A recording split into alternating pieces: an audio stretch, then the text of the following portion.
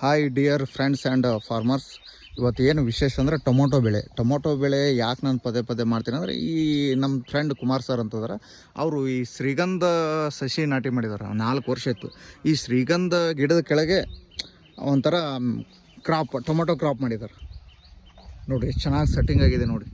ಒಂಥರ ಈಗ ಮೆಣಸಿ ಗಿಡ ಮಾಡಿದ್ದಾರೆ. ಅಂದರೆ ಯಾವುದಕ್ಕೆ ರೇಟ್ ಸಿಕ್ಕರೂ ನಾವು ಓಕೆ ಆಗಬೇಕು, ಯಾವುದೂ ಲಾಸ್ ಆಗಬಾರ್ದಂತ ಈ ಥರ ಮಾಡಿದ್ದಾರೆ. ಸುಮಾರು 1 ಎಕರೆದಲ್ಲಿ ಶ್ರೀಗಂಧ ಪ್ಲಾಟ್ ರೆಡಿ ಮಾಡಿದ್ದಾರೆ. ಈ ಥರ ನೀವು ಮಾಡಿದ್ರೆ ಯೂಸ್ ಆಗುತ್ತೆ. ಕಡಿಮೆ ಖರ್ಚಲ್ಲಿ ಹಳೆ ಡ್ರಿಪ್ಗಳಿರುತ್ತಲ್ಲ ಅದು ಕಟ್ಟಿದ್ದಾರೆ. ತಂತಿಗೆ ಏನೂ ಖರ್ಚು ಮಾಡಿಲ್ಲ, ಬೆಸ್ಟ್ ಮಾಡಿದ್ದಾರೆ. ಒಂಥರ ಖುಷಿ ಆಯಿತು ಪ್ಲಾಟ್ ನೋಡಿ ಎಷ್ಟು ಚೆನ್ನಾಗಿದೆ. ಸೆಟ್ಟಿಂಗ್ ಆಗ್ತಿದೆ. ಇವಾಗ 1 ಮಂತ್ ಐತಿ ಇವಾಗ ನಾಟಿ ಮಾಡಿ. ನೋಡಿ ಎಷ್ಟು ಚೆನ್ನಾಗಿದೆ. ಶ್ರೀಗಂಧ ಪ್ಲಾಟಿನೇಷನ್ ಕೆಳಗಡೆ ಮಾಡಿದ್ದಾರೆ.